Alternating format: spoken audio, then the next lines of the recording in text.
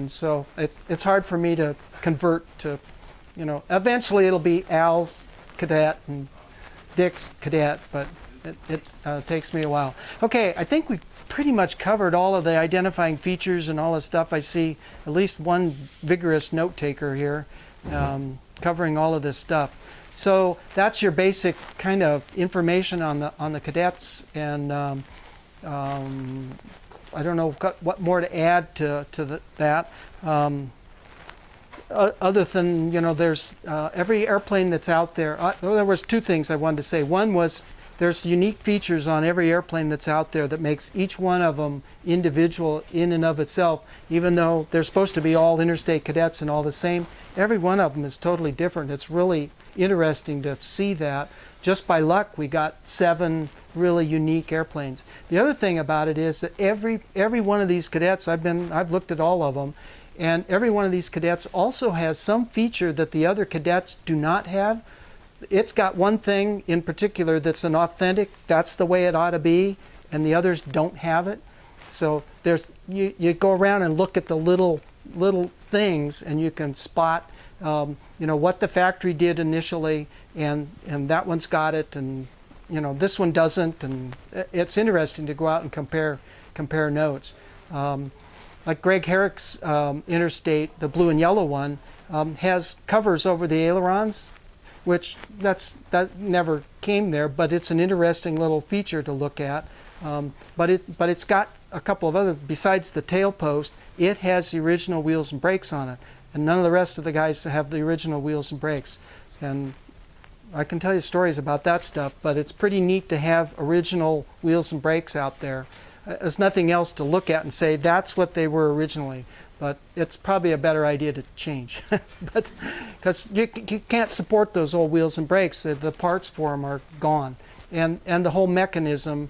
If there was ever anything that the Interstate factory did wrong, it was the wheels and brakes. Their brake system was ridiculous, the original one. So changing to hydraulic master cylinders and newer wheels and brakes is a good thing. And fortunately now, the FAA has blessed us with AC 2327, which directly talks about wheel and brake replacement. So if you want to change your cadet from those old shins, it's no big deal. Put whatever you want on that's a PMA 606 wheel and brake system, and it's a logbook entry. You don't even need a 337 for it. So that's a huge change for us. Other things that we've accomplished here recently that are going to help us out, we've now connected with a vintage DER. So if we have a problem with 41, 42 old airplanes, a vintage DER can work with us, create the paperwork that you can give to the FAA, and the FAA, in their infinite wisdom, none of these people want to sign off anything and be responsible for anything. But if a DER writes up the paperwork and signs it all off and says this is a good to go thing, they'll go, okay, that's great, stamp it, but it's your fault if it's bad, not ours. We were doing DER stuff, so if the DER is wrong, well, that's too bad. But we have no responsibility for it, so that's the good FAA. But at least we have a vintage DER who knows a little bit about these old airplanes, and we've started to work with him now and develop a little bit of a rapport, so that if there are questions and things that come up, like the wing tank installations, that was a headache, a nightmare for one guy, but we finally got through that, and I think now they're going to be good on that. We got our wheel and brake situation taken care of, and Matt has a C85 on his, and the C85 was an anomaly to the type certificate because the type certificate included other engines that were acceptable, a C75 and a C90, and the paperwork, the STC, and all the stuff is all available. It's all there, but the C85 was left out, and the FAA can't figure out that a C85 is somewhere right in between C75 and C90, and but no, they can't approve that. It's no good. So anyway, but we've got that worked out now and taken care of, so I think we're good to go. Let's see, how's our time coming? Come on, little time machine. Oh, yep. Last 15 minutes. I'd like to go around and if we got questions and and maybe there's some questions and answers that haven't been answered out on the flight line, but boy, there's been a bunch of stuff. And then Kevin has a special presentation. So questions, are there some questions, Karen? Is anybody working on a car gas STC? Well, yes. Far as I know, Peterson has no. Not for the interstate. I didn't hear the question. Okay, yeah, but I thought it was more engine related than airframe. No, The, it's airframe. Yeah. There's an STC for the engine, but you also have to have one for the airframe. Yeah. Okay. And Isn't that done? you know, and I don't know, but you know Peterson's Yeah, and Peterson and I are classmates. yeah. So He looked it up, we don't have, he Yep. said now maybe the EAA does, but he wasn't aware of it. oh, okay. How about handling that? That can be your assignment There you for go. next Yep. year. Yep. You'll start burning auto gas. Well, Start. get Peterson to get the SDC to cover the interstates. Why can't it be? I mean, if they got them for Pipers and Aronkas and Taylorcrafts, All the engines are. yeah, it's duh. So It's all yeah. the same engine. So that would be a good thing to have. At least it's a couple of bucks. Yeah, yeah, for sure. So Alcohol free is a big hang up. Yeah. right. It was my understanding the EAA did have interstate numbers. I might be They wrong. may. Yeah, I might be wrong, but it's Peterson limited does to alcohol free. yeah, for sure. Yeah. So, Question. If a person finds one cadet that they might be interested in buying, do you have a list of all these different serial numbers, what they've got, what they don't have, and all, so they can go down this and figure this well, one out? I do have a complete listing of N number and serial number, right, you know, every one of them right down the line. There's some gaps and holes. Did anybody bring along an interstate intercom? The last one, I know many of you got them handed out. Yeah, there you go. Now, do you have a newsletter on this? The AAA here does the interstate intercom. There you go. And they've got, I don't know, we figured 10 or 12 of these issues have been put out over the last 15 years maybe. So they're somewhat irregular, but, and sometimes the information isn't always the most accurate. I think in there he quoted some letter that I wrote him a long time ago, or phone conversation that said we had restored 6 or 7 interstate cadets, and it's 14 now. So you know, it's some of the information's a little tired, but still, it's our best and only real newsletter operation. So, but I have a listing of all the N numbers and serial numbers, and some information about some of the airplanes. But there's a few gaps. There's a couple of mystery airplanes out there. So, oh, that was maybe one thing we can do if we don't have a question. We've been playing with this for years and just kicking these around. And it actually started with the Pearl Harbor Cadet.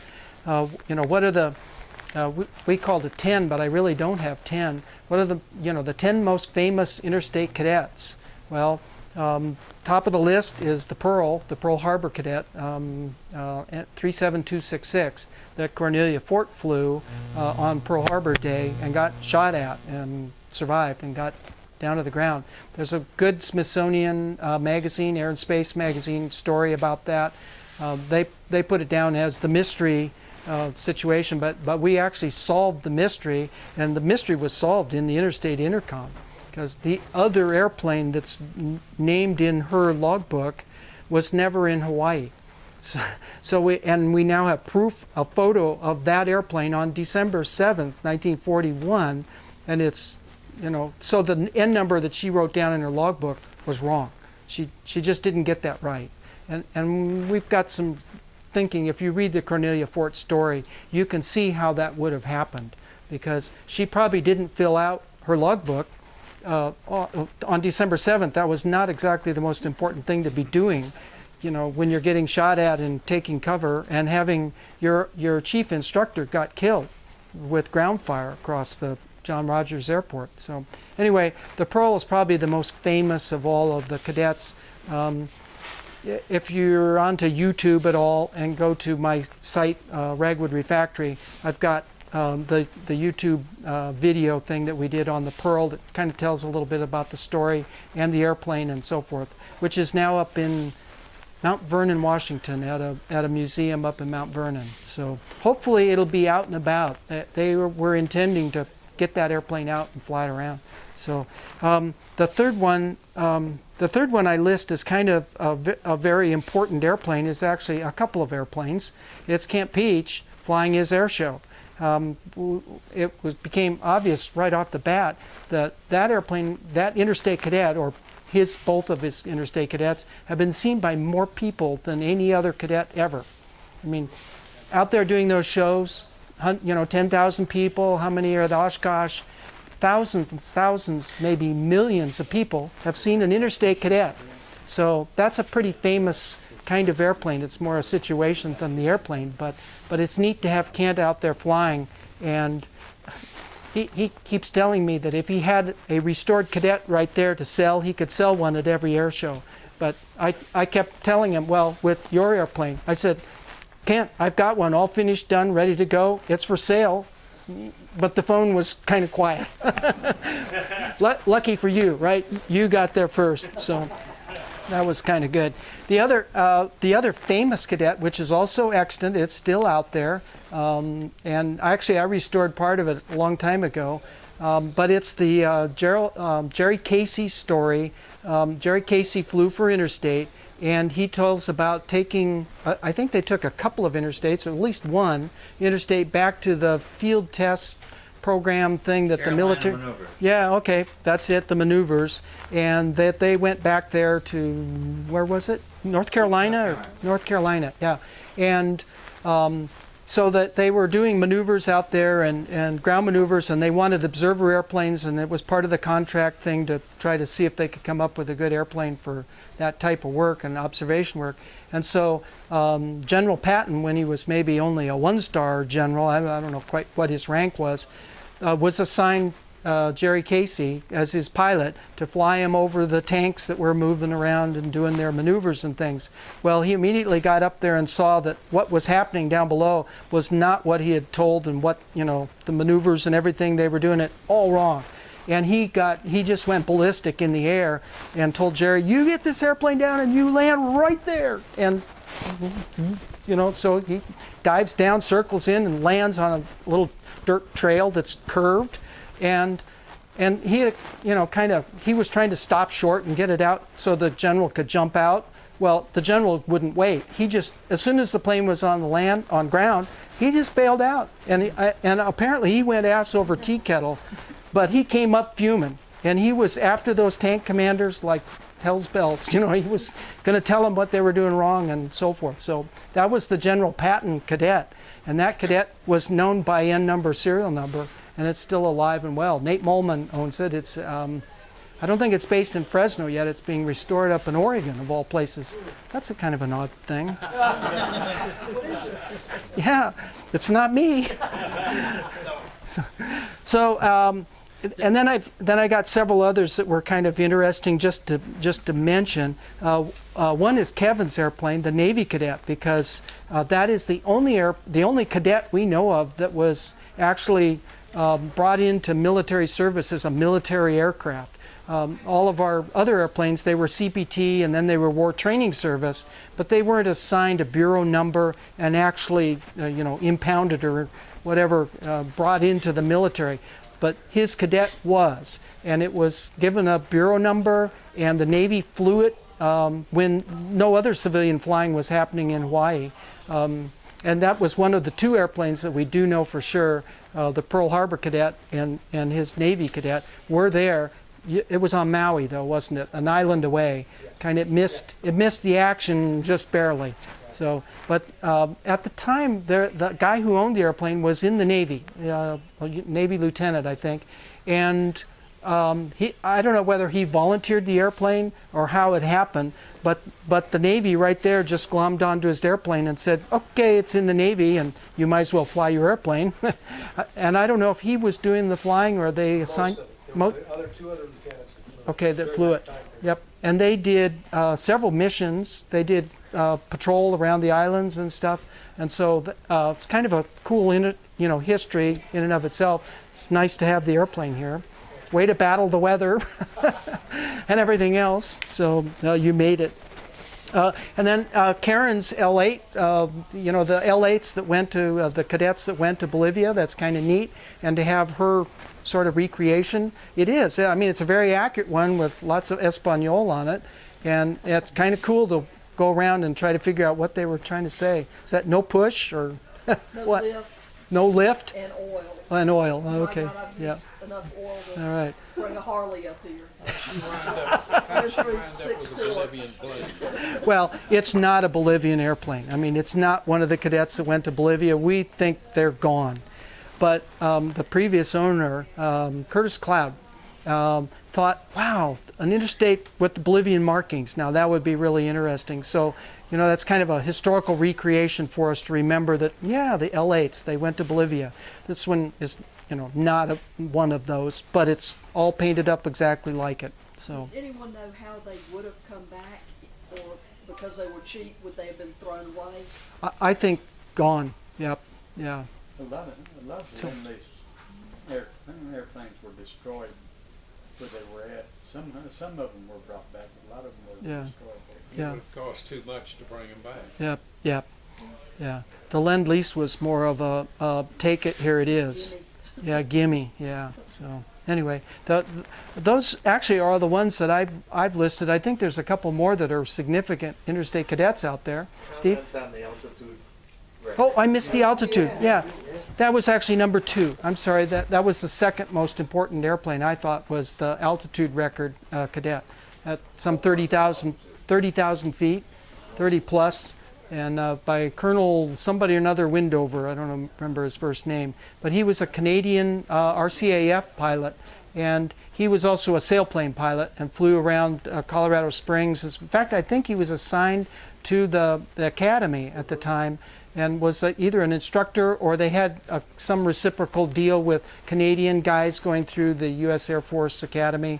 Not sure what all was there, but he was there and did a lot of soaring. And I think he just got the wild idea, well, you know, I think I can get that cadet up there. That thing climbs really good, got a lot of wing. So he got out there in the slope, in the soaring thing, and got shot right to 30,000 feet. So somebody said, well, didn't it take him a long time to climb up there? And it's like, no. You know, when you're going 4,000 or 5,000 feet a minute up in a big, huge updraft, it didn't take long.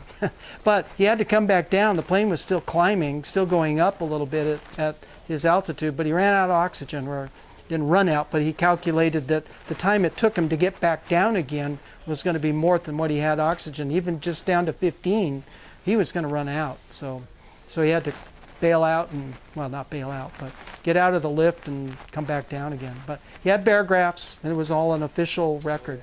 So. And the two that were in Ontario. Okay. There was 2 cadets. I believe the Norwegian Air Force trained with them Okay. in Oh, yeah. Muskoka Lakes, Ontario. And there's a little museum at the airport there showing them in action. And they put a second door in those airplanes Right. and used them for dive breaks on occasion. Oh. Push the doors open. Yeah, so that brings up another kind of, subject is where are all the cadets now? We know there's one in Sweden or Norway or somewhere up there. And then now there's one in Australia. But I think the rest of them are pretty much all still here in the U.S. There's a number of them in Alaska, of course. There's a number of cadets that made it up to Alaska. I think there's one in South America. Yeah. Well, there was one for sure. There was one for sure in South America and Brazil. It was a mission aircraft with a Catholic priest. Father Tilia was flying an interstate cadet down in Brazil. And that's how actually I got started with that. Was somebody gave me a set of wings. I ended up selling them to one of the priests that came down from Portland, who was trying to help support his brother down there in Brazil. So I sold him the cadet wings so that they could send them down to Brazil. I don't know if they ever got there. I really don't know whatever happened to them. But I was a happy clam because I had $500 for those wings. I went out and bought my first cadet for $925. So I was good to go. That was a few days ago, wasn't it? Yeah, that was a few days ago, but only a few days ago, like 40 years. So, Tim, yeah, in your top 10 is the cadet that Jerry Casey flew an air show in on Pearl Harbor Day. One of those no, in Las Vegas. no. Yeah, He did? He flew an air show. Yeah. Oh, okay. Did it. His final act was a dead stick, Yeah. and he inverted somehow. He dripped some oil on one of the cars in the parking lot, and this woman came up afterward and gave him the riot act because he dripped oil on her car. There's, let's see. I'll put one of the other airplanes into this list also, which is our mystery airplane. We have not figured this one out yet. The cover airplane on Aero Digest. Has anybody seen the Aero Digest magazine cover of Interstate Cadets? It's August of 41, I believe. September 41? September 41, Aero Digest has 2 Interstate Cadets on the cover. But one of them, the paint scheme is different, and there's a logo on the side of the door, and the end number is totally out of sequence. It looks like NC20 or 120, maybe 120. Don't know. I thought at first that it had been sold to the Department of Air Commerce, which would make it a kind of a important airplane. Okay, it was would be the procedure to our FAA, CAA, Department of Air Commerce back in 41, that they had owned one. That would have been a cool airplane to try to find and restore and paint it all back in the markings of the Department of Air Commerce. But it doesn't look like that's a Department of Air Commerce logo on the side. It's something else. So that's kind of our mystery airplane. If somebody can figure out which airplane that is, that would be a neat airplane to try to restore back to that paint scheme and markings, because the stripe is different and it obviously looks like a different color.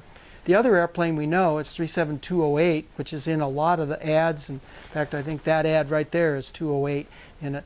And that's a sister ship that's in the background. But here's this other cadet, so it's our mystery ship. So, I think that's the magazine we got that did the T-shirts off. oh, okay, yeah. So, other questions? Yep, Mike. I have 2 questions. One, what did Interstate publish as to the service ceiling of the airplane, specifically the 90 Franklin horse airplane? Ooh, Do you know what that might be? I don't know, but I'm sure that there was data somewhere, and probably in one of the ads that might have shown that. I know that the cadet was 15, I think, wasn't it? 16. 16.